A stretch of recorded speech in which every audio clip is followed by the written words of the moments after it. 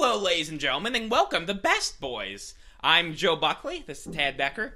Yep, that's me over here. Now, this is the first time for Best Boys, but joining us, we are going to have guest Ryan Matthew Ziegler. Hey, how you doing? I'm Ryan. And then occasionally popping in Nick Swartz.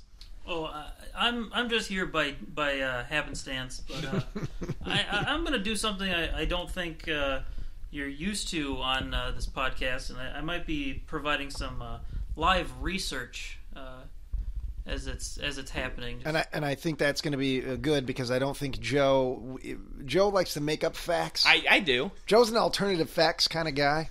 But you see, I mean, the best thing about a fact is it can also be an opinion. Yeah. Sure, Joe. Fly on the wall that's going to call you out for your bullshit occasionally. Okay, yeah, that's no problem. I can handle it. That'll be fun to have. But the movie that we're going to be talking about today is Jaws. Yeah. Classic Steven Spielberg film. It was filmed in 74, released in 75. That's right. It was his third film, if you count Duel as a feature film. Yeah. His 1971 TV movie. Yeah, I would, but this was definitely his first big movie. Well, yeah. This was his breakout movie. Yeah. I was really interested because he made like a 2.5 hour long like alien movie, but it's basically all lost. Because I think that 2.5 hour long alien movie isn't that E.T. the Extraterrestrial? No, this is way before. This is like 60s. No, if you're talking about, I believe it's called Firelight. Yes, that basically became Close Encounters. That's what I figured. But he sent the master reels off to some guy and he disappeared with them. Yeah, it was a student film at best. Yeah. All right. Well, normally I'd be reading off a DVD cover, but I think through my general cultural zeitgeist, I think that's the word. I think I know the plot of Jaws. Big old shark comes to town. People don't want to close the town. Shark eats a bunch of people, and he smiles like a son of a bitch. Mm-hmm. Yeah, so we'll go ahead and we'll start the movie, and we'll be back in a bit. Yeah, and let me tell you, this naughty shark doesn't have a toothbrush. So that was Jaws, the first, the initial blockbuster. Yeah, it definitely ended up being that. Yeah, between that. Close Encounters and Star Wars 2 years later, that pretty much changed the landscape and created what we know today as blockbusters. For better or for worse, the idea of... And Jaws was also one of the first movies to ever be released in the summer. Everywhere at the same time. Internationally, so it was at the same time in Europe. Well, I don't know so much about internationally, but the way that movies used to work in those days, they would come out in the bigger markets and then they would spread. Films would spread out, slowly, even big studio movies. Jaws was one of the first movies where, boom, it was dropped in like 1,000 theaters nationwide all on the same day. Okay, so like a small town theater like the one we have here, the Roxy, would have it at the same time as a big city actual theater. Yeah, and that wasn't something that happened all the time back in the 70s, all throughout the decades. And so the whole idea of the mass market type of thing with Jaws started with Jaws, and then of course blew up even bigger with Star Wars a couple years later. Yeah. Well, because I mean Spielberg and Lucas are tight. Who Spielberg. Who directed this movie, Spielberg. Joe? All right. Yeah. You said Spielberg? Well, I slur my words. Yeah. Joe's a drunk. You think that's root beer in that cup? Nah. Joe's been hitting that cream soda a little too hard. Yeah, I think so. Because you can put wine in cream soda. You've never drank wine in your life, Joe. I have. It's disgusting. You drink three things. You drink soda, you drink Monster, and you drink your own tears. That's about it. Yeah. But he doesn't drink water. He calls it sky piss. Occasionally your own seed finds its way. That's because you're sloppy. I'm not Christian. That's because you're sloppy and you accidentally get your seed on your forks and your knives in your basement food. I don't go to get it on my hand and then go to wipe my mouth and it doesn't get in my lips. Sure. Nope, never happened. Yeah. So speaking of accidentally ingesting semen, Jaws was pretty good. I enjoyed it. It was... apparently, this film was rated PG at the time. Well, yeah, there was only 3 ratings at that time in life. There in the MPAA, you had PG, you had R, and you had X. That's it. PG-13 didn't come out. I thought there was G. Oh, there might have been G if that was a thing, but you didn't have PG-13 until Gremlins / Indiana Jones and the Temple of Doom. Yeah, kind of forced it all off. Kind of forced that, but they can't show a gremlin being microwaved alive and then not expect to not have to bump up the ratings after that. Yeah, so I mean, going just by the actual meaning, parental guidance advised, because Jaws. I wouldn't classify as an R-rated movie. There's limbs that are cut off. I think nowadays there's it would full be. Frontal nudity. Now the nudity would definitely get it for R, and they don't like showing that amount of blood loss in a PG-13 film nowadays. They don't like blood coming out of wounds, so I definitely think it would get an R today. Yeah, it's not like it wasn't. Well, I was about to say it wasn't scary, but then again, I'm not from the 70s. Oh, it's very where they very didn't know what intense. was in the waters. They thought Yeah. everything just had sharks in it. Yeah, Yeah. It's very intense. And- It works today. And they didn't know about like amiibos either. So I mean, that's a real killer. in the Joe, ocean. do you know about amiibos? I mean, they're What is basically- an amiibo? Tell me. Listen. I would like to tell me. Uh-oh. I would like you to explain to me what an amiibo is. It must be. It's Okay. different than an amoeba, apparently, because you're Yes. saying amiibo. Like if you go in the Amazon River and you go swimming around, sometimes they'll swim up your dick hole. You'll get a Mario amiibo swimming up your penis. Yeah, That's an amiibo, huh, Joe? yeah, yeah. Wow, yeah. I didn't know. I was just thinking Nintendo. I didn't always know. am. Yeah. I can't wait for the Jaws amiibo.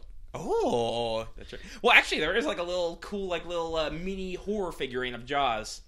Is it just the jaw? Is Of it just Jaw- the shark's head? Yeah, of what? shark jumping out. Of Jaws? What do you mean of Jaws? There's no The character. full shark. There's no character called Jaws in the movie. No, Joe. I know that, but I mean, So what is a character? What is a 'Cause he comes figurine back of for Jaws? his Is revenge. it the poster? No, it's because you've seen them. I've showed you it. The I little didn't Funko refresh- minifigs. Yeah, it's of the shark. Yeah.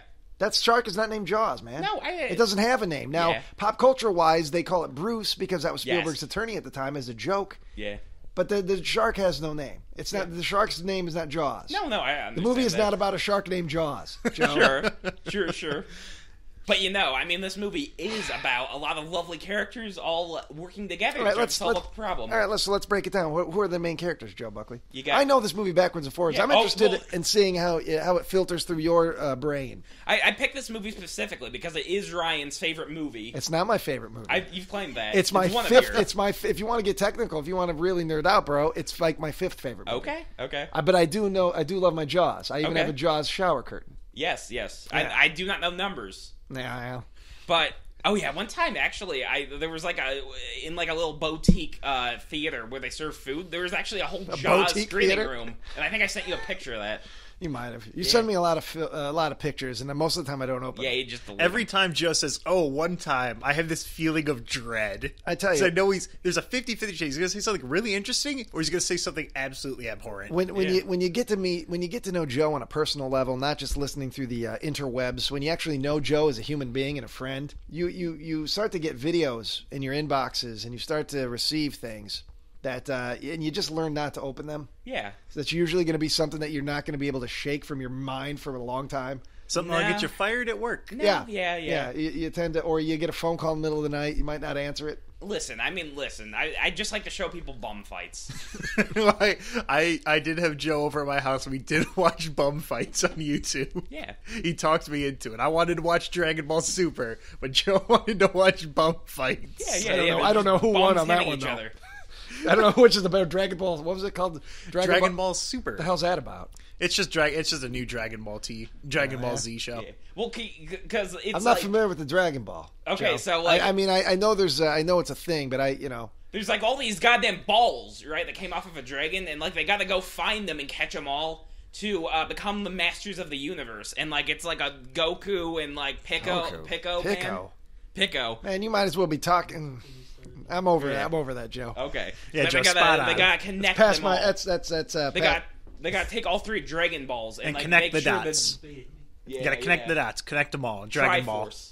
So it's a connected. So it's basically connect the dots. So you just play connect the dots all day? No. There's 800 episodes of this cartoon. Oh, really? Yeah. So it's yeah, basically- those are- Joe, Okay. actually, it's an anime. Yeah. Uh-oh. Japanese cartoon. Uh-oh. Okay, let's get back on topic. Yeah. I don't know how we got to Dragon Ball Z. Okay, so the three main characters are Quint, Brody, and Hooper.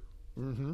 And so Brody is the chief of police. He's in charge of this like little town. Like most of the time, the biggest thing he's got to worry about is like kids karate chopping fences. That's right. Yeah, he's from New York City. He was a lifelong career as a police officer in New York City. Wanted to get out of that world, that rat race, to raise his kids. He got a job as the sheriff in this small seaside community of Amity.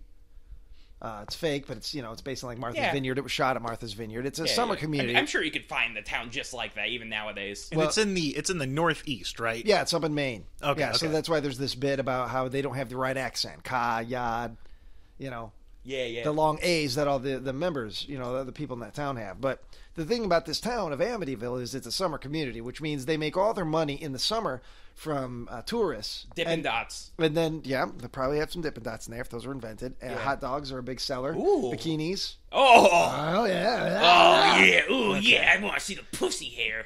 Oh, God. And there was a lot of that flowing. Yeah, probably. 74. It was 1974 when they shot it. But anyway, it's a summer community, so they make all their money on summer dollars. So essentially the town shuts down in the winter, and they live off of their earnings all through winter and spring. So summer is a big deal to this town. This is how they make the bread and butter, is by summer tourism coming in. So then, of course, when there's been a shark attack. Yeah, this hot-headed chief wants to shut down the whole town just because 2 people died. Yeah, and so there's the board, there's the town, the town fathers, including the mayor, Larry Vaughn, says, no, let's not jump to conclusions. 1 girl died. We've never had sharks in this water before. If you shut down the beaches, even for 1 weekend, you're basically taking food out of the entire town's mouths. So they are understandably nervous about this dude coming in and just wanting to shut down everything. But at the same time, Chief Brody's like, well, we got to, it's my job to keep people safe. There's like half a woman on the beach. Yeah, and then, of course, he doesn't shut down the beach right away, and then a child is eaten. Yeah. And then don't forget the dog. And Pippet. Yeah. Yeah, it's assumed that Pippet was eaten. Yeah. Just see the tennis ball floating in the water. Yeah, but I think maybe he just drowned, or maybe he found something off to the side of the shot. We don't know. See, that's the thing about Jaws. That's the world of Jaws. We just don't know, Joe. Yeah. I wish Jaws 2 would have talked about Pippet a little more. I mean, we didn't cover that. The deepest lore of Pippet. Because Jaws is based off of a book by Peter Benchley, but I think also Peter Benchley went back and wrote an extended novelization of the movie, and I think the dog was explained in that. I don't think so, Joe. Oh, okay. I don't think it's a novel as it is. I don't think there was any reason for him to write an extended novelization of the movie based on his pre-existing novel. Oh, okay. They did not know that Jaws was based off of a book. Yeah. I did not know that. Peter Benchley wrote the book. He also co-wrote the screenplay. He's got a cameo in the movie as a newscaster. One of the biggest differences, the 2 biggest differences between the novel and the film is, one, in the book, Mrs. Brody has an affair with Matt Hooper, the Richard Dreyfuss character, and there's also this mob element that's involved too. So there are some connected people that have investments in the town. So when the idea of shutting down the town and the money, that also upsets some of these mob guys. Yeah. I mean, because I haven't read the book myself. I mostly get all my reading through comic books and serial advertisements. Mm-hmm. So if they do it in that form, I would the side be glad of Monsters cans. Yeah. Look at hydrolights, electricity. I will say, side note, that Joe has provided the beverages for this particular recording. Yeah. I'm drinking Big K root beer. Oh, yeah. Only the finest. The root of all fun, it says on the side of the can. Oh, it's quality, man. Oh, yeah, it is. They say if you're not satisfied with your purchase, you can complain and you get free soda. I'm sure Joe has taken advantage of that many times. Well, you know, I just make a brand new Twitter account and say, hey, listen, you better hook me up with a 24-pack or I'm going to mail you a bomb. Joe, when was the last time you actually paid your own money to purchase something that you put in your mouth? I just did. I bought sodas for Tyler's house. Where did you get that? But where did you get that money? I got $300 for Christmas. All right, so as a Christmas gift, yes. It wasn't earned cash. No. Joe, have you ever have you guys discussed any of Joe's personal proclivities on any of your podcasts? Do the listeners really know Joe Buckley? That Joe has never worked a day in his life. I was a detasseler. He gets he gets mommy money and grandma money. Nugget money. And sometimes they buy him chicken nuggets, and I regret it immediately. But if you just look at his little cherubic face, he always finds a way. I'm such a sweet little boy. He always finds a way for you to dig into your pocket and pull out the money you earned to feed his gut. Yeah. And we do it. I've done it. Yeah. And with his birthday coming up, I imagine that's going to happen again. Yeah. Have you decided what you're going to do for your birthday, Joe? I do not know, really. Because last year, if you remember, we all went to the Chinese buffet. Yes, and we went to go see... And then we saw the Cure for Wellness. Yeah. And that was average. I wasn't disappointed. I fell asleep. I actually fell asleep. Yes, yeah. And I remember you were too nervous to order the right amount of concessions. You wanted popcorn, you wanted slushy. There was a large amount of stuff on Joe's snack wish list. Yeah. And he got nervous because there was an attractive young lady working the concession counter. And so in Joe's mind, he was going to get, here's Joe's mind at that day. I'm going to get the popcorn. Bubby, want popcorn? Ooh, yeah, give me get Slurpee, slushy. This is what his brain was saying. In reality... All right.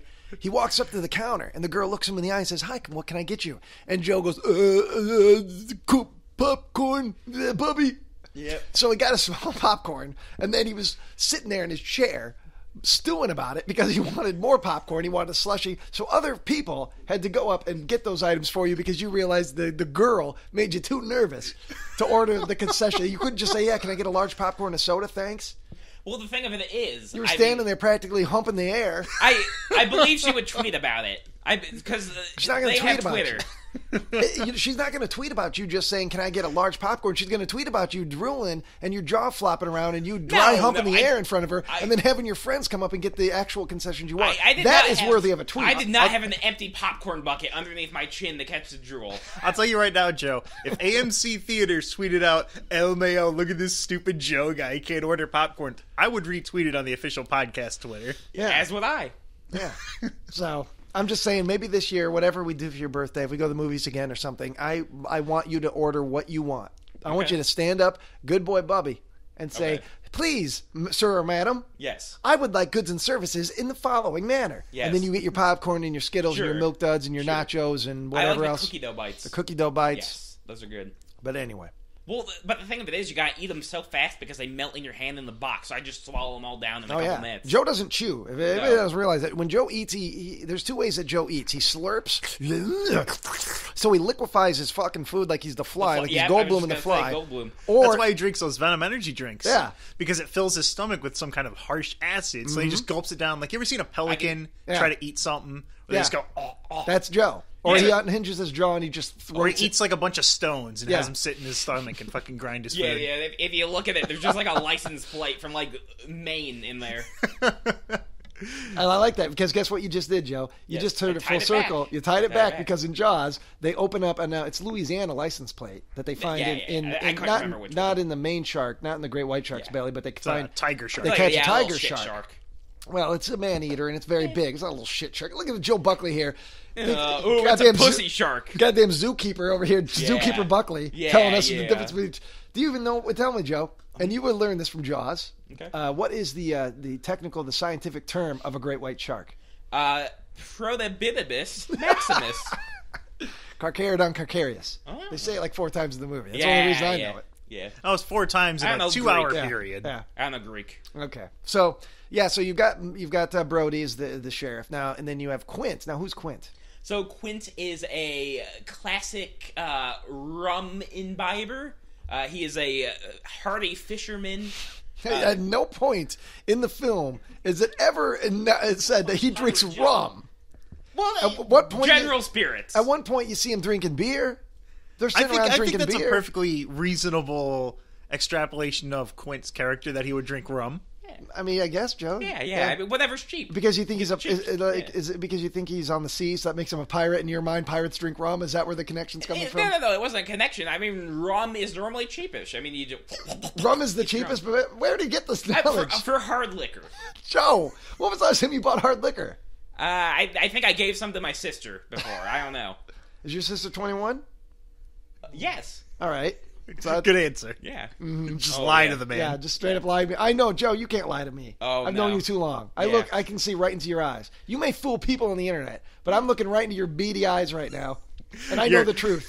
Joe's eyes, they're dull, lifeless, like a doll's Very eyes. good, very good. Yep. Just like in Jaws. All right, so you have Quint is he's a fisherman on the island. He's been there, his whole life. World War II veteran, and he's very eccentric. He's kind of crazy. A lot of the locals don't bother with him too much, but he ends up later on in the film.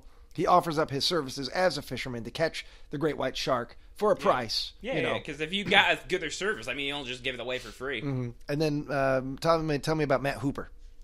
Well, Hooper is a bigwig marine biologist, perhaps. He's a marine biologist. You're right. Yes, and he comes down to the island to help them identify what kind of shark it is and see like exactly what's going on, what he can gather from all this. And what is the name of the actor who portrays Hooper?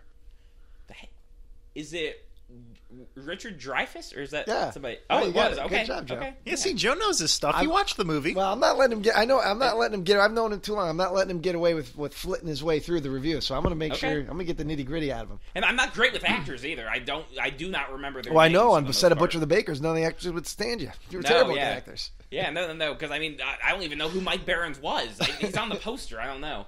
Mike, remember that time when we were shooting Butcher the Bakers, where Mike Barons was going to beat you up? No. He was legit mad at you. No, because see, the good Because thing you were about, saying filthy things about jism and cock and yanking Yeah. dicks, and you're eating butthole and sniffing panties, whatever you talk about. Yeah. And he heard it, and he said, "Joe, you can't talk like that in front of." There was girls around. He's like, "Joe, you can't talk about that way in front of women. You have to be a gentleman." No, but see, I'm so not sexist that I will say whatever I would say in front of a man to a woman. That's He's not got how- you there. That's not how it works, though. That's Joe. equality. But see, I'm not afraid of fighting a wrestler because I'll do the Andy Kaufman thing. I will fall really? down on the ground and then have a neck brace on, and everybody will feel sorry for me. I don't think Mike would feel sorry for you. Don't you? Ooh, yeah, I'll wrestle 1,000 of them. All right, so now in the course of the film, so there's several shark attacks, and then so Brody calls in Matt Hooper. He ends up hiring Captain Quint, and they're going to go out on the high seas and find this great white shark and kill it once and for all. So Yep. Now, protect do the they go beaches. out to the high seas, or do they stay kind of close to shore? Because I was a No, little confused on that. They go out fairly far. Okay. They go out fairly far. They could barely see the shore at that point because they're tracking the shark. And then when they harpoon, when they're chumming, throwing, Oh, it drags them back a little bit. they eventually harpoon the shark, and then that shark drags them out for a while. Yeah. They harpoon him with barrels. The concept is the shark is going to get tired from the barrels on him. He's going to be pulled to the surface, and Yeah. he's either going to die from getting lack of oxygen, because he's at the surface of the water, or they're going to be able to drag him into shore and kill him in the shallow water. Yeah. And then that's what they're trying to just kill him. Oh, They're not trying to bring him in or anything. They're trying to kill the shark. For a while, Quint wants the body, but I think it becomes apparent he's not going Well, to he's going to give get the it body when they kill it. I mean, they drag it into it's dead. I mean, they're going to get it, yeah. and he's going to get the head, and like he says, he wants the tail, the head, the whole thing. Yeah. Their ideas are going to drag it into shallow water. That's why yeah, they're shooting the barrels into it, Joe. Yeah. But I do know that it was very deliberate that you never actually saw the shore just because he wanted it to be completely out in the water. Well, once we yeah, got to that. yeah. I imagine filming, they weren't in the middle of the ocean. It was not a good filming. No, they were. shoot. They were. The movie went Yeah, it was over. a bitch. It went over budget, and it went over schedule by months and months and months and months and months. I mean, Yeah. the making of the movie is legendary. Yeah. Spielberg thought it was never going to work again. Everyone thought the movie was going to tank. They couldn't. The shark was It didn't never work. working. It just flat didn't work. And then when they were shooting, they'd lock the camera down on the boat, but Yeah, you get bob back and forth. It just was a nightmare to shoot on the actual seas, which they were shooting it. Yeah. So I mean, it got to the point where the rumor goes that the producers brought in Hooker to sleep with Spielberg to kind of relax him a little bit. He was putting celery, I believe it was celery, in his pillow because the smell of it reminded him of childhood. He was under so much stress he couldn't sleep. I mean, it was like a nightmare making that movie. Because at one point, like, basically the ship actually, like, kind of sank for real. And, like, they were trying to get, like, all the actors out of the water and save the equipment, but one of the cameras fell in. And they thought the film was pretty much trashed, but, like, there's actually saline solution in development water. So they sent it over to get developed, and it was all fine. They were able to use all that footage. Really? Yeah. that's pretty cool. Yeah, well. Yeah, yeah. Did you get that? Is off that the one? documentary? There was a shot that IMDb. stuck out. Oh well, so I don't know about that story, Joe. Okay.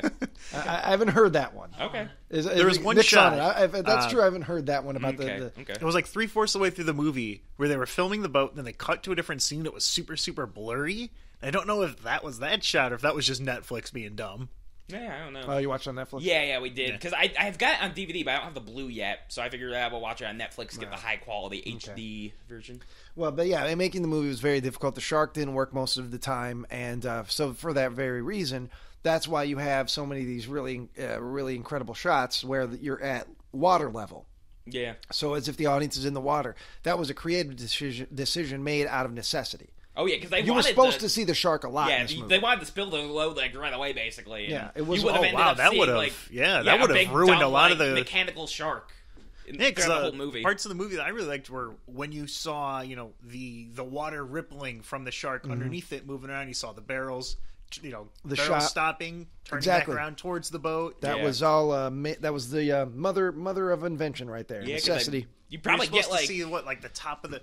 I'm trying to imagine all these shots would work where they had all the swimmers. Would you see the top of the stupid shark's head at the bottom of the thing? And then, ooh, Yeah. I'm gonna go over and bite you. You were gonna. It was gonna be Yeah. more of that sort of stuff. I mean, they built multiple sharks, and for instance, the scene where the two fishermen go out and they try to catch the shark, and they with the roast, they throw the roast out there. The shark gets it. It pulls off the dock.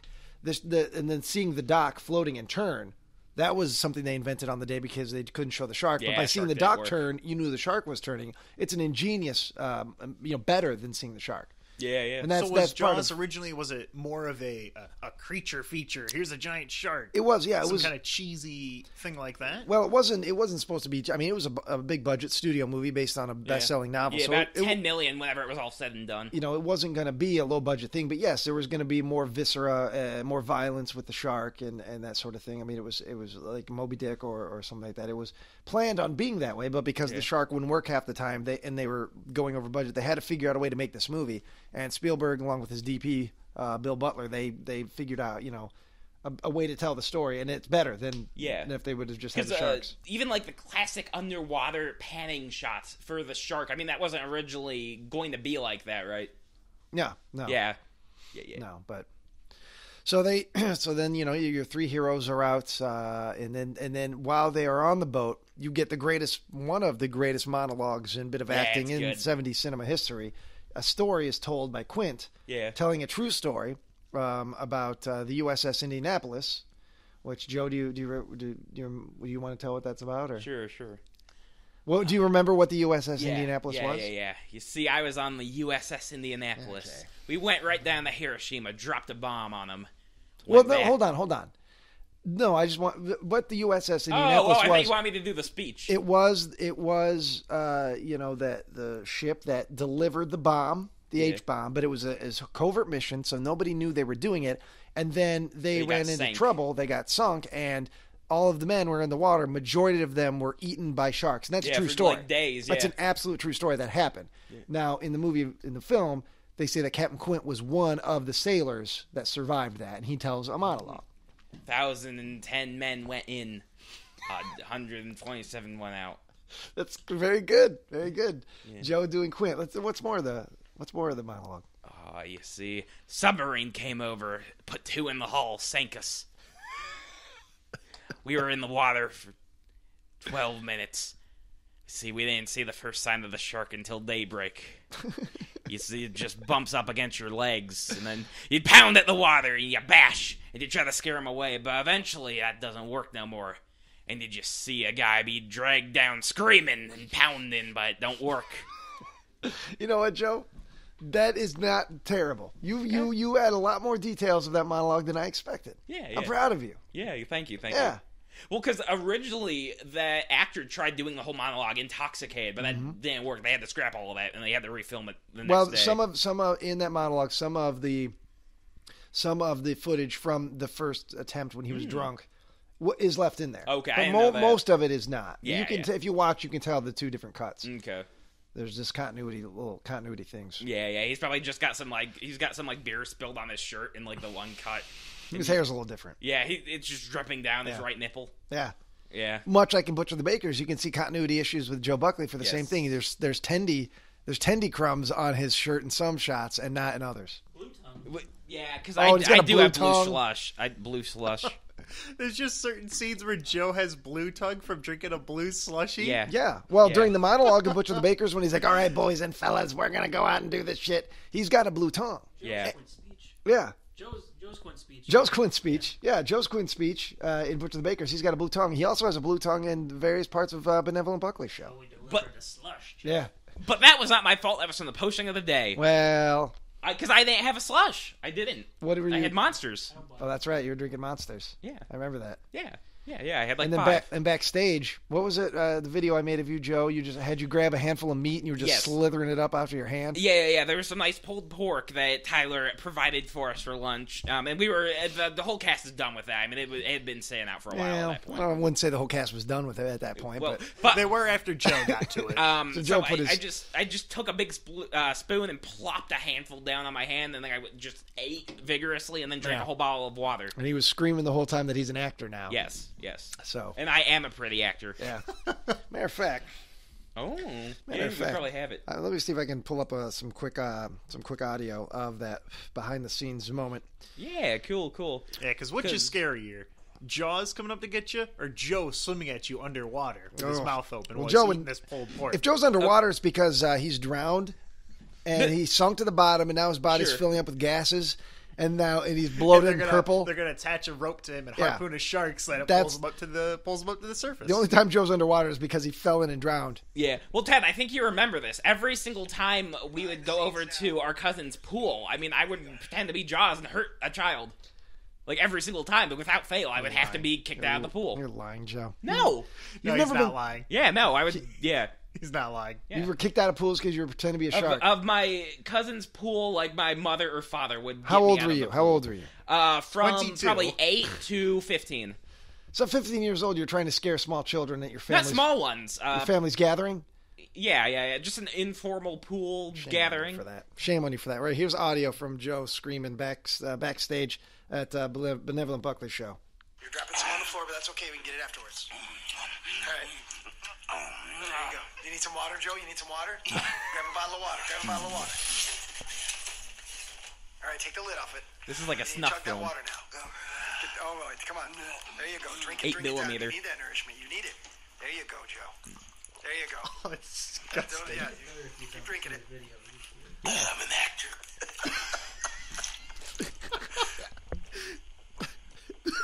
Joe's just chugging water right now in the video. Look at that. And that, ladies and gentlemen, is how an actor eats lunch. Yeah, thank you, everybody. What's your name again? Oh, I'm Joe Buckley. I'm the Benevolent Buckley. I forgot to say show. On the Benevolent Buckley. It's his own show, yet he didn't even know to call it the Benevolent Buckley show. But that's why we love Joe Buckley. Yeah, I mean, the thing of it is, I like to have a tablet with me wherever I go just to make sure I can read lines or things I'm supposed to say. Mm-hmm. So speaking of horrible monsters, so you said that the Jaws, I'm sorry, Bruce, the shark machine, shark good. machine broke. Yep. Oh, yeah, What multiple were times. there were so many issues with it. How was the There machine were 3 of them. constructed? How was, Was it just a giant? They had Like was it a rubber head that's just wiggling around? no. They had an actual full. They had different ones. They did. Yeah. There was a head at one point for different shots, but there was a full length shark created, and it had gears and wheels and all kinds of mechanical things in it, and hydraulics and mouth moved and everything. And Yeah. but once they put it in the water. Yeah. It worked fine in the studio. It worked fine, and then they flew it out there. Once they put it in the water, and they don't know if it's because it was salt water or what, it wouldn't work that often. Yeah, because I think they did say it was because of salt water, because it worked in, like, the freshwater tanks they tested Yeah. it in. Yeah. But, like, as Why soon as would they you not- dropped it in the ocean, it sank to the bottom, and they had to send, like, 7 guys down there to drag it back up. Yeah, salt water is. Yeah. Well, they just never thought about it. Yeah. They're the guy. They're just Yeah, building it. I guess and- in the 70s we didn't know about water yet. Well, Yeah. I think that even now, that unless somebody came in, if you're building it in a studio, or if you're going to try and recreate the actual Ocean conditions, then they were going to have to fly in tons and tons of salt water. They weren't going to do that. Yeah. They just weren't thinking about it. You know, Yeah. with a big movie, there's communication is scat sometimes, and so they were building the thing. They didn't think about the saltwater part. Yeah, there is actually a story where basically Steven Spielberg invited his young friends George Lucas, Martin Scorsese, and then a screenwriter who was the inspiration for John The Milius? Big Lebowski. John Milius. Yeah, John Milius. And so basically, they're fucking around with the shark, and like George goes to stick his head in there, and then mischievous Spielberg goes over and like pulls a lever, and it actually goes down on him. So they have to just yank him out and then pretend they didn't touch the shark and just run out of the studio. You're trying to tell me that a mechanical shark went down on George Lucas? Yeah. that what you just said, Joe? Yeah. Oh, and let me tell you, it sucked his little hairy. And that's when Wookiee. he got the inspiration for Star Wars. There it is. That's when Yeah. he had this moment, an epiphany in his brain.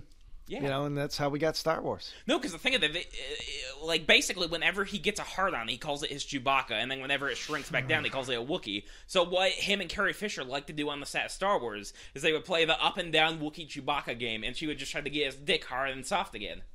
And, like, people would point and laugh at it to just entertain the crew during the takes. Now, I don't know a lot about Star Wars, so I'm going to say that's probably not true. It's not true at all. No. Joe, have you seen the original Star Wars? Yes, I remember we all watched the prequels with you. You were Yeah. screaming the whole time and making noise and just making everyone hate you. Yeah. And did you see The Last Jedi? Yes, yeah. I went to go see that with Tad. Did you like it? Yeah, I thought it was fine. Yeah. I thought it was... I fell asleep the Satisfactory. least during it. Oh, okay. Because Joe always, Joe likes to position himself as he's a champion for the underdog. He only likes art films. He only likes Twin Peaks and yeah. other David Lynch projects. He only likes. They call me the log lady. He only likes Stanley Kubrick, so he hates anything mainstream. He likes to position himself that way. Yet he knows little about the independent world as he does about the mainstream. No, because you see, like, if you take a look at, like, say, Stanley Kubrick, if you just zoom into that shot of The Shining in the blood elevator, you can see, like, a big, like, thing poking out of the blood, and there's something underneath what? the blood. So it's a conspiracy theory. Like, Yeah, it's fake. No, it's in Joe, the shot. also, you believe in all these ridiculous conspiracy It's in the theories because shot. you read them on the internet. It's literally in the shot. Okay, so what is the conspiracy, though?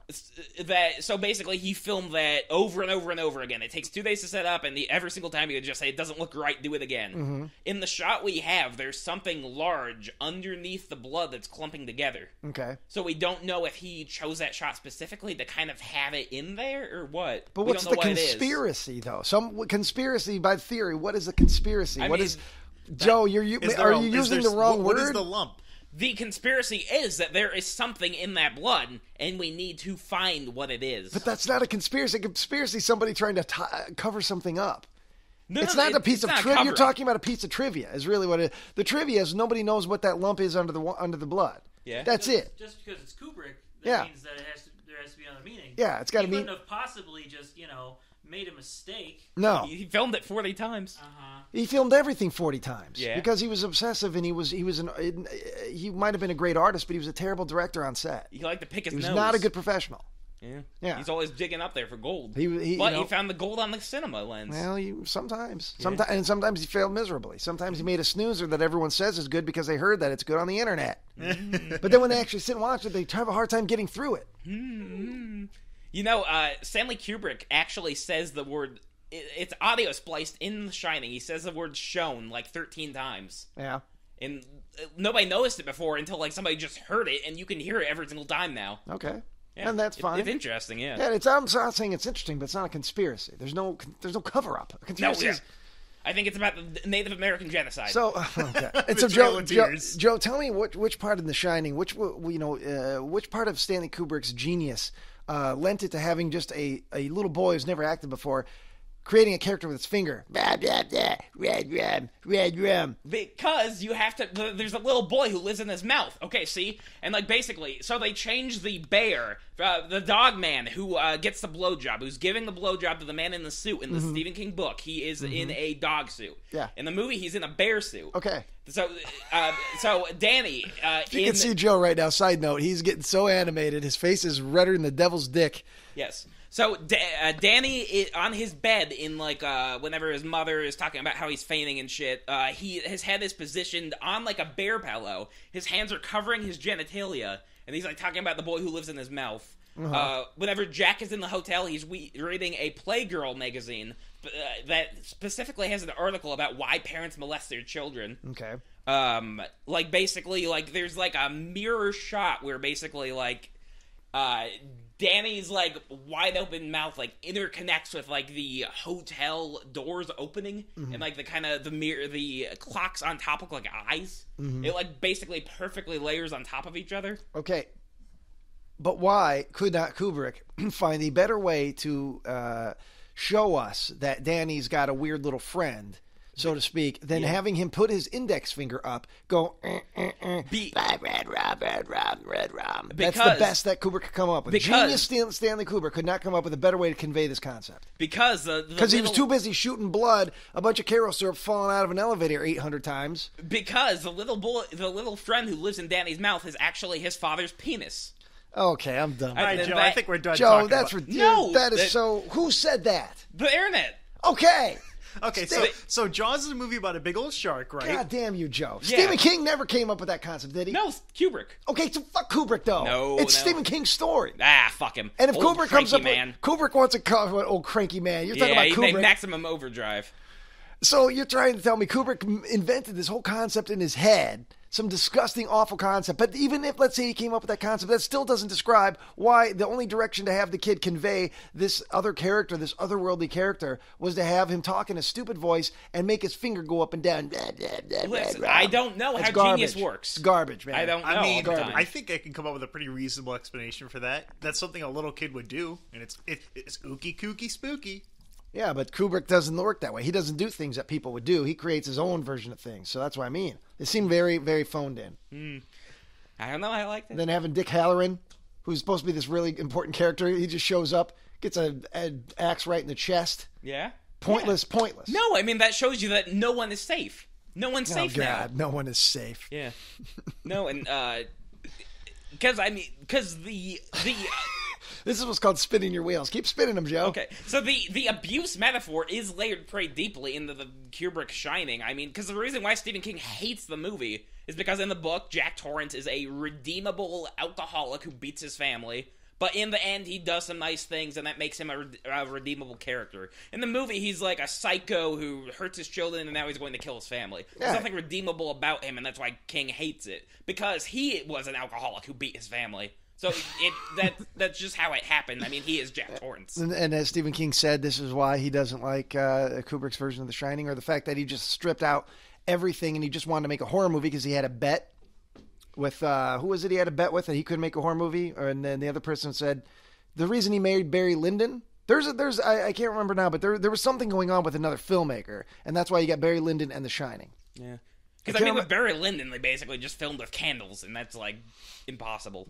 And I can't That's remember. very, very, very hard to do. Yeah. I can't remember who it was, but somebody said you can't make a horror movie. So he's like, all right. And he just had his people buy The Shining because it was big at the time. Yeah. So he didn't care about the story. He was just trying to do something. Yeah. And Spielberg or Stephen King was like, come on, it was his third big novel because he didn't Carrie, Salem's Lot, and The Shining was his third big novel. He's still pretty relatively young in his career. This great filmmaker comes along going to do an adaptation of his book, a very personal book, and instead just makes a spook show and just there's so many less ghosts in the Kubrick movie than in an The excuse Shining. to have Jack Nicholson, which I love, and I love his performance, but just let Jack Nicholson do whatever he wants and screech and holler, make a bunch of faces, and go completely over the top. Well, that's because, I mean, you can see, like, him pumping himself up before the takes. I mean, Kubrick deliberately wanted that out of him. I love Jack Nicholson in the movie. I'm just Yeah. saying that I don't think that is that was the best adaptation that somebody could have created. We already saw a different adaptation that was made for TV, and there's Well, I'm tropical not saying- hedge animals that come to life. Well, that's what happens in the book, but I'm not saying that was the best version. But I think maybe The Shining could somebody could take another crack at that. I think it's worthy of that. I don't think either film adaptation hit the mark correctly. I'd imagine it's going to be remade pretty soon. You know. Yeah. So, The Shining also had a pretty good cultural impact. Jaws had It was a hit movie. Jaws yeah. was huge. Oh, yeah, Jaws had, changed the game. What, Yep. 17 Summer different blockbuster. sequels? They used to not release movies in summer because it was like a flop season because like everybody was outside. Well, Yeah, nobody wants to go see movies in the summer. The idea of the summer blockbuster was partly created by the success of Jaws, and then Star Wars. Yeah. A couple of years later. But the thing that's important about Jaws is when you talk about its cultural impact, of course, everybody knows, whether you've seen Jaws or you're not, you know that the music means a shark. Dun, dun, dun, dun, Whether it means something's coming at you. Also, if you look at and there was only a couple of sequels to Jaws. There was only 3 sequels. Jaws 2, Jaws 3D, and Jaws the Revenge. Yes, yeah. But when you think about the cultural impact, so after Jaws comes out, now before Jaws there had been plenty of nature run amok movies. You had movies about killer bears, you had Food of the Gods, you had You had them with the frogs. killer ants. Yes, thems. You had tarantula. I mean, in the 50s, Oh, you the had giant monster movies. in the yeah, 50s, there's in the 100 of them. in the 50s, you had all these giant bug movies. Part of the people were scared of, and they all involved nuclear, weaponry, The nuclear nukes stuff. make the bugs Because that big. was part of the zeitgeist of the 1950s, as people were having to be trained to go under their desks, and they always thought nuclear war can happen at every time. So all these horror films in the 50s involved scientists playing around with nuclear stuff or playing around with science to create monsters out of nature. Yeah. That was a big part of the 50s with the big bug movement. Then you had in the 70s, early 70s, you had movies like Frogs. You had these sort of Food of the they were still Gods, coming out. Empire of the Ants, these movies about big characters, big creatures. They never really went away. We still get big giant bug movies. Well, yeah, but when Jaws came out, it was such a humongous hit, and it essentially at its core was just one of those movies, just done much more tastefully. Yeah. And so therefore, post 1975, you see this. It's really interesting because you see a revamp. A whole bunch more of these nature run amok movies. You got movies like Squirm with the killer worms Grizzly. coming out. Grizzly, which was an absolute knockoff of Jaws. Yeah. And then Grizzly 2, they never even released it. Piranha. I mean, all these. So you started to see all these nature run amok movies come out. But at the same time, they also were rip-offs of Jaws because they'd always have somebody that wanted in the town that wanted to stop the heroes from stopping the monster. Cases of, for instance, Kingdom of the Spiders comes out 2 years later. William Shatner. It's about tarantulas. There's a guy in the town. They're going to be opening up a spider tasting booth. Exactly. They're going to in this town. There's going to be a big fair and a big thing. Well, then these tarantulas start infesting the town. And he's like, "Well, hold on a minute. Yeah. We got the merry-go-round up here. We don't want to call down. We don't want to call people in here to stop this because it's going to make people not want to come to our town." Yeah. Straight out of Jaws. You got cotton candy. You got Dippin' Dots. I mean, that's $3.50 a pop, and that's what you're relying on because you already built the stands. Always with the You that's don't the want to second come time down you've there and get referenced some Dippin' cotton Dots. candy and Yeah. oh well, golly gee, that's spider webs. But that strictly comes from Jaws. So all of a sudden you see all these nature run amok movies that were also incorporating Jaws. And what's funny, that there's even one called Jaws of Satan. Oh, I heard about that. Now, I'm sure Jaws was really, really big on that screen, and then Jaws of Satan. Well, because initially it was called King Cobra. Then they changed the name to Jaws of Satan. Jaws of Satan is interesting because it's both a ripoff of Jaws and The Exorcist. Yeah. So here's the story of Jaws of Satan. You have this town that's going to be open. It's a small town. They're going to be opening up this big dog track. This big brand new dog track. It's going to bring in gamblers. Ergo, it's going to bring in money for the town, just like Jaws. And there's a mayor that's involved. There's these people that are involved. On the other hand, you have this priest that doesn't believe in the faith anymore. He's lost his belief in the faith, just like in The Exorcist. Yeah. He's not so much believing in this stuff. So then you have this snake that's supposed to be possessed, this cobra that's possessed by Satan. I can't remember. It might be Jesus. We don't know. We don't really know. Because it could be a twist. So basically, this cobra comes to town and starts killing people. They bring in an expert. They bring in their Matt Hooper. They bring in a snake expert to come in here. So you get this weird combination of Exorcist and Jaws. And then at the end, it all collides where the priest actually does a sort of exorcism on the cobra. The cobra bursts into flames. Oh, yeah. And I think that was the ultimate zenith of ripoffs, is when you had your Exorcist / Jaws ripoff with Jaws of Satan. What's the one that had legal troubles? Was that Orca? With No, Jaws? Great White. Okay. Or the Last Shark. It was an Italian movie. Okay. And it even stole footage from Jaws too. Ah, yeah. And they'll get in trouble. Yeah, so you had all. They don't care back in the day. Because then you had these like legit Jaws ripoffs where they were shark movies. You had those too. So you had these. It just blew up in all these different tendrils. Where you had a movie like Grizzly. It's a Jaws ripoff, but with a grizzly bear. Or Tentacles. It's a Jaws ripoff, but with a giant octopus. Yeah. Then you had the legit shark movies. They're just 100% ripoffs because they're about killer shark. You know, and you have Piranha, which was Jaws, but with it's a bunch of tiny Jaws. A bunch of piranhas. Yeah. But Spielberg liked that movie so much, he became friends with the director Joe Dante and hired him, and so Joe Dante got his career by making a Jaws ripoff because Spielberg liked it. Yeah. There's a lot of tendrils, man, with Jaws. Who was in Piranha huge. 2? Was that Leonardo DiCaprio? No. Piranha 2 was directed by James Cameron, although the movie was taken away from him early and he didn't consider it his own. Because he was only on it for like 2 weeks, right? Yeah, and it was making Piranha 2 that James Cameron had a nightmare through stress, and he supposedly dreamed up the Terminator. Right, the Terminator. But then again, he ripped off the Terminator's plot line from a couple of Outer Limits episodes. Yeah. Got sued for that, and that's why Harlan Ellison gets a credit now at the beginning of the Terminator, because Harlan Ellison sued him for that. Yeah. Nice. Get him. Yeah. But the tendrils of Jaws and these sort of things, I mean, much like Star Wars, much like King Kong before 1933, the effects can be felt forever. Yeah. There's a lineage. You can pick up any large budget movie coming out today, and you can follow the lineage backwards to Jaws, and then even farther back to King Kong. So it's Yeah. they are a major cultural impact, milestones. Yeah, well, even a lot of quotes in the movie. Yeah. I would hear them like, oh wait, yeah, that came from Jaws. Yeah. Well, I had actually thought that Quint was going to have a hook hand because that's like in every single like parody of it. Yeah, I was like, oh wait, this guy doesn't have a hook hand. Okay, Nope. he just takes his fingernails. Yeah, he just scratches his nails his real down. tiny fingernails. down All right, the- whatever. Yeah, down he's the- like a big cat, like a big grumpy cat who's drunk a little bit. Yeah. I mean, you got the you're gonna need a bigger boat, Yeah. the doll's eyes. Yeah, you're gonna need a bigger boat. People always, Yeah, it's always misquoted. It's not we're going to need a bigger yeah. He boat, tells, it's your- because he not his tells boat. Quint, I think you're gonna need a bigger boat. And it's Yeah. like the big finale scene at the end where he puts the oxygen tank in the shark's mouth. Mm-hmm. He takes a shot, and right before he hits him, he says, "'Twas beauty that killed the beast." Yeah, yep. He says, "Suck on this, you old fucko." I think that was the deleted scene from Jaws 2. Oh, that's right. That's right. Yep. Okay, now I need to know. So, in the end of Jaws, spoiler alert: the shark dies. Mm-hmm. It gets fucking exploded. Yeah. What is Jaws 2? Does Okay, it come back? Okay, Maybe the I need to son know: of Jaws. is there a Jaws sequel where he comes back as half robot? no. However, Does he come back as a zombie? no. In Jaws 2, there's a part where the shark attacks a boat. People being they're water skiing. It attacks the boat. A girl picks up the girl that's on the boat, like it's a speedboat. She picks up gasoline and accidentally spills it on herself, and then she takes a flare to shoot at the shark. It makes puts it in her mouth. makes the boat blow up, but the shark gets burned on one side of his face. So the rest of the movie, he's got this black charred side of his face. So But how did they kill him in like everyone then? at the end of Jaws 2, Yeah. how he dies. Yeah. All the kids that are out, because it's kind of, some people call it a proto slasher movie because it's got the concept of I heard there are about some that, kids partying and they're being stalked by a shark. Well, all the kids are out, and Brody shows up because his kids are part of these kids that were out sailing, and now they're kind of cornered by the shark.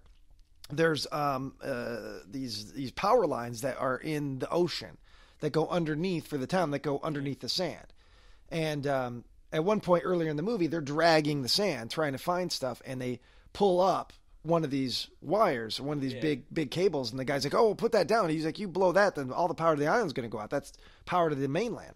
Well, Brody remembers that, and at one point he's on this rock, and he picks up the cable, and he's hitting the cable. He's hitting the sticks it in the cable mouth, with maybe? an oar to get the shark to come here because it hears vibrations, and so he's banging on it so it goes away from the kids. Thinks it's like a dying seal. And as the shark gets closer, he says, "Say ah." He goes, "Say ah," and then the shark goes to bite him, and he shoves the cable in his mouth, and then jumps away, and the shark basically bites into the cable and electrocutes, and he catches on fire. Yeah. I actually, whenever you were talking, I just figured out a way to save Friday the 13th. How's that? So basically, like, we've done Jason on the land, okay? I think he's walked pretty much everywhere he can walk. So what Jason we do, on the land, okay? What we do is we put him underwater. And he can swim up, he could grab people. He's already and been, bite 'em. yeah, he's No, been no, underwater. but- Hold the thing on, of it Joe. is- Isn't like the whole point? Wasn't he like in the lake? Well, Yeah, he he- drowned as a child, yes. And he's killed multiple people while in the water. But the thing of it is, there are no land boundaries in the water. He can go outside of Camp Crystal Lake if he maybe digs a tunnel underneath the water. We've already got him out of Camp Crystal Lake twice. We got him in New York, and we got him up in space. Yeah, but this is going to be a soft reboot slash sequel. We're going to ignore Part 8. We're going to ignore the space. Okay, but we're going to not ignore Part 9? No, we So are. Jason Goes to Hell's part of it. Yeah. Okay, so we no ignore- Freddy versus Jason. So it ends with the New Blood. yes, At the end of New Blood, he's dragged back down into the lake. yes, and he. So where do we go from there? Where do we go from there? Right? Tell me, what is your plot line to Okay. the brand new Friday the 13th Part 8? Okay, Joe, he's- what does the lake evaporate and he goes up into the clouds Yeah. and gets rained down somewhere else like a frog? Yeah. Okay, here's what you do. Like, basically, he's Jason's slumbering for a long time. Years go past, decades. Like the calendar rolls on by for the opening of the film. There's machetes on the calendar. Like you see the Hindenburg go down.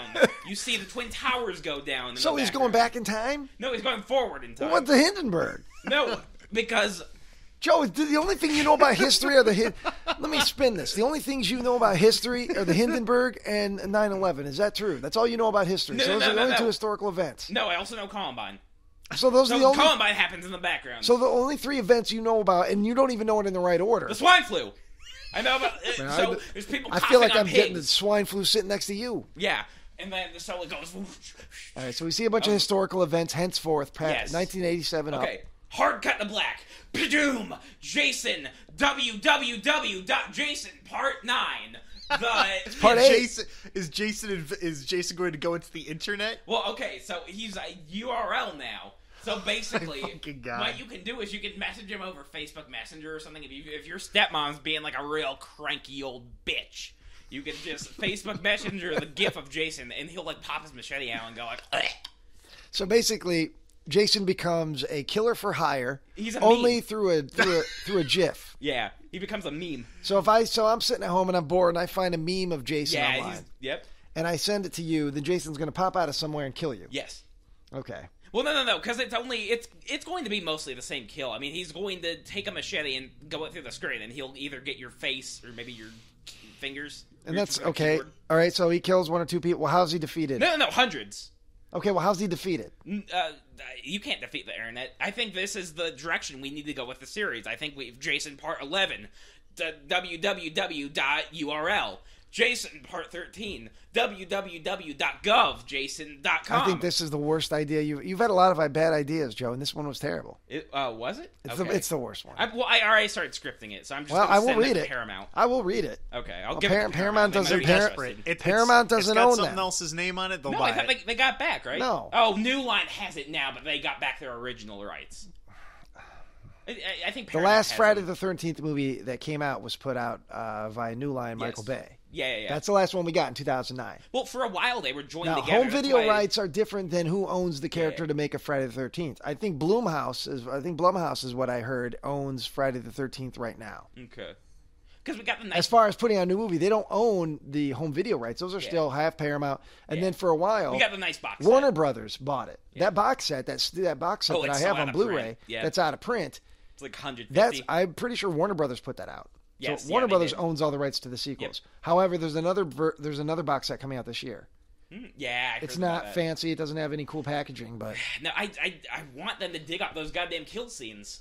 It would be nice if they just integrated what they have back into the movies. I think did you see there's a new documentary on Friday the 13th Part 3? It's on YouTube. It's only like 45 minutes. I saw something about that. Yeah, I Yeah, haven't it's watched on it yet, Facebook. I mean, I feel at this point between the Crystal Lake Memories book and the that Crystal was Lake so Memories good. documentary and then all the other documentaries and books, there's not Yeah. much more to learn about that series, but Yeah, no, somebody did like a 5-hour documentary with just like every single Friday the 13th movie, and oh, it's great. Yeah, it's a great documentary. Yeah. And the Real, book- like, I've info. actually never seen any of the Friday the 13th movies. Oh man, well that should be your next. What is this show called? Blabber Best Boys, Blubber Boys, No, Best Boys. Best Boys. It was $2 movies, but then I remembered my favorite credit ever in any movie, which is Best Boy. Oh, so now Best it's Boy. Best Boys. Okay, is that with a Z? Is this gonna have a Z at the end? Yeah, Best Yes. Boys. it's B-E-Z, Yeah.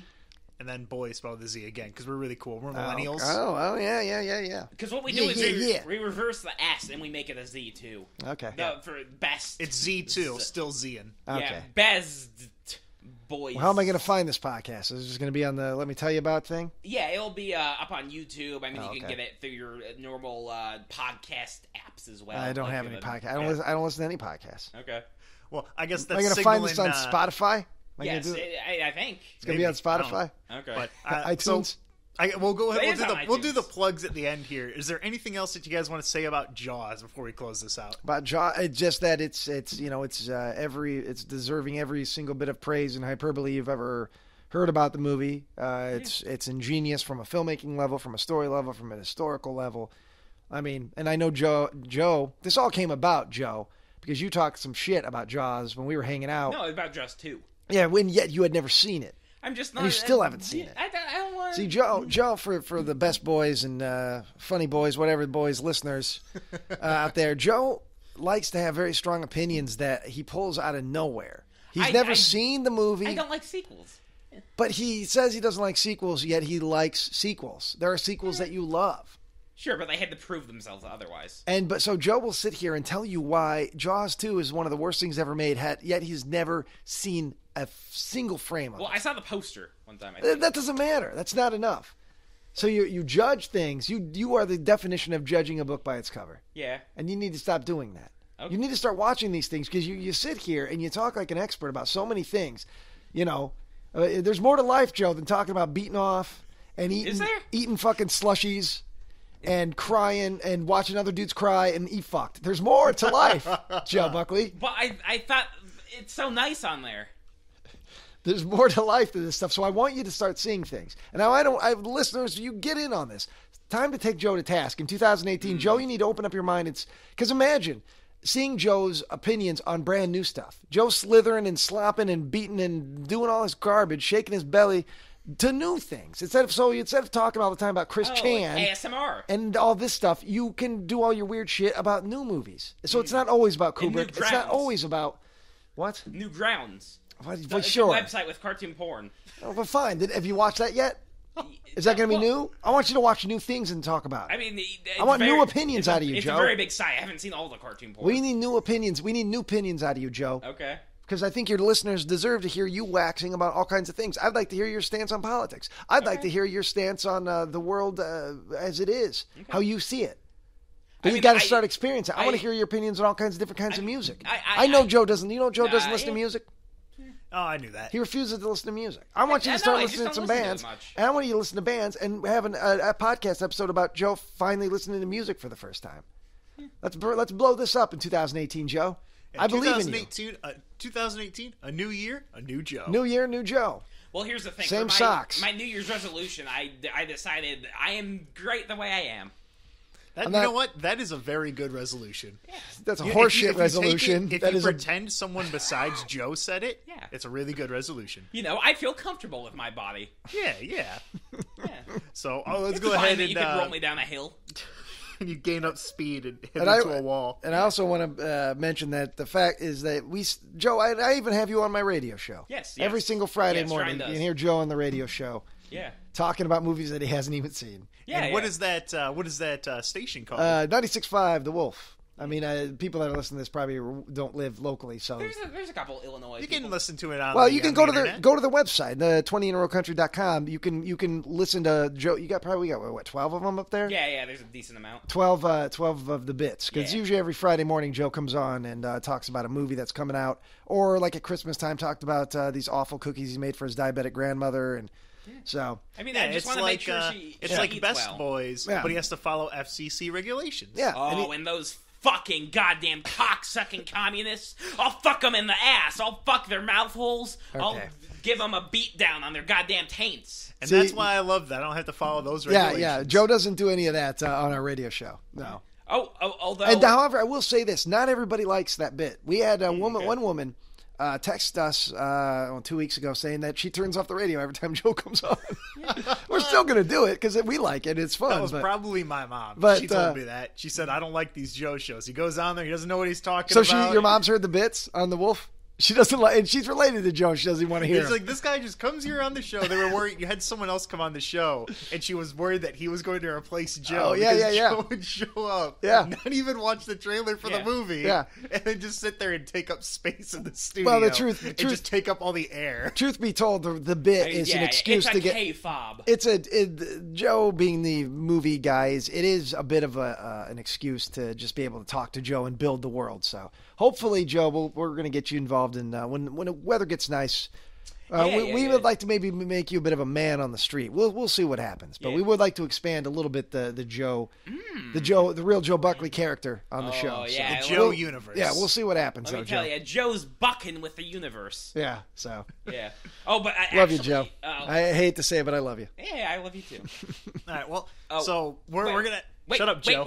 Wait. Shut up. I actually, Shut up. at the radio station, a kind person gave me a copy of Salo, 120 Days of Sodom. Yeah, that blew my mind. The head of sales at my job is a big film guy, and I knew that already. But he had a copy of Salo on Sitting DVD at the radio station. because he had let somebody else in the station borrow it recently, and so we happened to see Joe. He's seen Butcher the Bakers. He saw the Benevolent Buckley show. He knows that Joe's big into the movies, and so and that blew my mind that I'm working with a professional man who has a copy of Salo, and I Yeah. was like, what?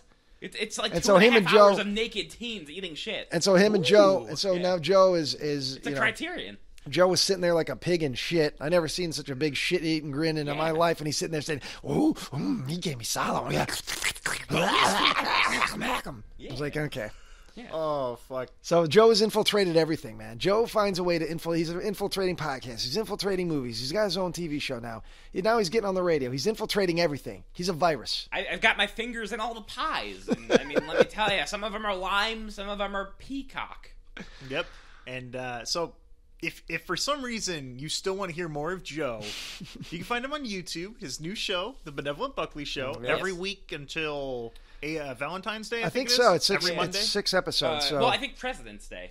I think it ends on It's that or someday. whatever. Yeah, it's some a important holiday. day. it's every Yeah, no. it's every Monday since January 16th, I 16th believe. last Monday. So it's every Monday. So episode Yep, we got one coming out. today's a soon. Sunday. Episode 2 drops tomorrow. So Yeah. Well, and you can also check out the Facebook page, The Benevolent Buckley Show, if you want. Just Yep. Yeah. stay tuned of the news. I'll have The links to news. all that stuff, the podcast, Twitter, the website where you can find all the links, Yeah. all that good stuff. Butch of the Bakers now on Oh, yeah. various Just platforms. on video on demand. So you can see the movie. Like Ryan and me were And Tad. in. Yeah. Tad's oh, in yeah, the film. Tad's in it, yeah. He's in the one of the montages. Yes. Yeah, you can check it all out. Yeah. It's on Vudu. It's not on Vudu yet. Maybe by the time this Yeah, goes probably, up, but maybe. Hopefully. it's on iTunes, Google Play, Xbox. it's on YouTube. Oh, You can rent it YouTube? via YouTube. You can rent it on Amazon. Oh, nice. Yeah, YouTube. Yeah, so rent it and watch beloved Joe Buckley be born out of a dead clown and become a monster and kill Yeah. things. And I'm naked. Yep. you see yep. Joe from the slithering across the floor. It's gold. Oh, yeah. It's gold. And yes, this is a long episode, but we got a lot It's of about good an hour. discussion. Yeah. Yeah, it should be good. We got a lot of good info there, Yeah. so I want to thank you guys for listening. And Joe, if you look at me funny one more time, I'm gonna hit you. I'm taking my shoes off. Yeah, that's time for me to go.